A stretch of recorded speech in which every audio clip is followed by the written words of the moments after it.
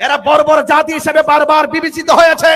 ওই ধর্মান্ধদের লাগাম টেনে ধরা হতো, তাহলে আজকে কবরের লাশের গায়ে আগুন ধরাতে পারতো না। আমরা কি রাজপথে আসতে প্রস্তুত আছে?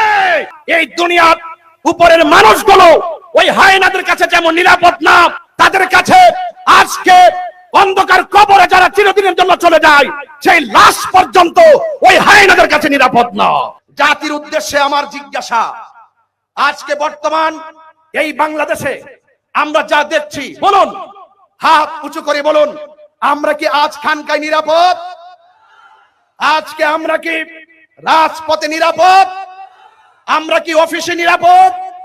আমরা কি রাস্তায় নিরাপদ? আমরা এতই নির্লজ্জ, আমাদের সমাজের কিছু মানুষ এতই নির্লজ্জ, বেহায়াপনায় নিমজ্জিত হয়েছে, যারা রাসূল পাকের শুভ আগমনের দিনে, শুভ আগমনের চাঁদে তারা এই দুনিয়ার উপরের মানুষগুলো ওই হায়নাদের কাছে যেমন নিরাপদ না, তাদের কাছে আজকে অন্ধকার কবরে যারা চিরদিনের জন্য চলে যায়, সেই লাশ পর্যন্ত ওই হায়নাদের কাছে নিরাপদ না। জাতি আজ কি দেখছে বাংলাদেশে? আমি অন্তর্বর্তীকালীন সরকারকে দার্থহীন কণ্ঠে শুধু এই বাংলাদেশের ঢাকার জাতীয় শরীয়ত উদ্যান থেকে দার্থহীন কণ্ঠে বলতে চাই, অনতিবিলম্বে এই সমস্ত ন্যাক্কারজনক ঘটনা যারা ঘটিয়েছে তাদেরকে আইনের আওতায় আনতে হবে, ঠিক কিনা বলেন?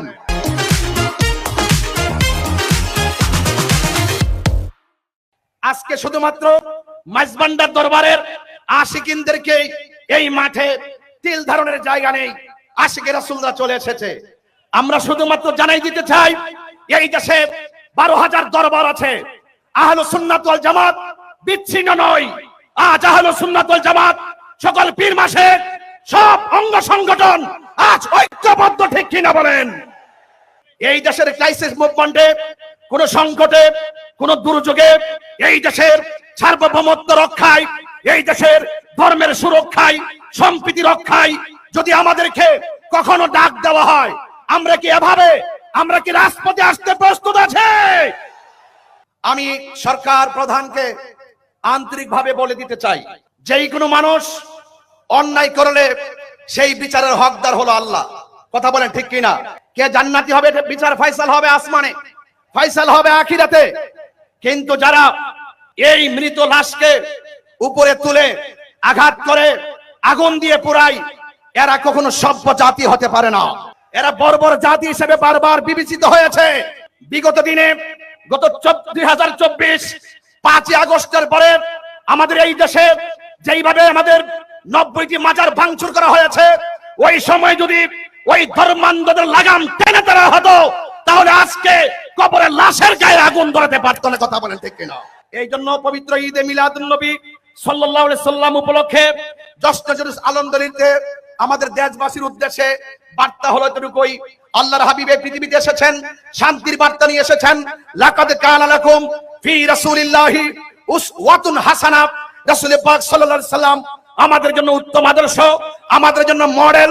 আমি মনে করি পবিত্র ঈদে মিলাদুন নবী সাল্লাল্লাহু আলাইহি সাল্লাম উপলক্ষে আল্লাহর হাবিবের শুভাগমনে এইভাবে যদি কাঁধে কাঁধ মিলিয়ে আমরা যদি ঐক্যবদ্ধভাবে রাজপথে সম্প্রীতির মেসেজ জানান দিতে পারি, এই দেশে ধর্মান্ধতা থাকবে না, ধর্মদ্রোহিতা থাকবে না, মারামারি থাকবে না, কাটাকাটি থাকবে না, বোমাবাজি থাকবে না। কথা বলেন, ঠিক কিনা বলেন? এই দেশে শান্তি প্রতিষ্ঠায় আজকের এই ঐতিহাসিক ঢাকার জাতীয় উদ্যানে, সোহরাওয়ার্দী উদ্যানের প্রোগ্রামটি যথেষ্ট প্রাসঙ্গিক। সেই প্রাসঙ্গিক প্রোগ্রামকে মূল্যায়ন করে রাষ্ট্রের গুরুত্বপূর্ণ সিদ্ধান্তে আমাদের আহলুস সুন্নাত ওয়াল জামাতকে অন্তর্ভুক্ত করার সরকার প্রধানকে অন্তর্ভুক্তির আহ্বান জানিয়ে বিদায় আরজ করছি। আসসালামু আলাইকুম ওয়া রাহমাতুল্লাহি ওয়া বারাকাতুহু।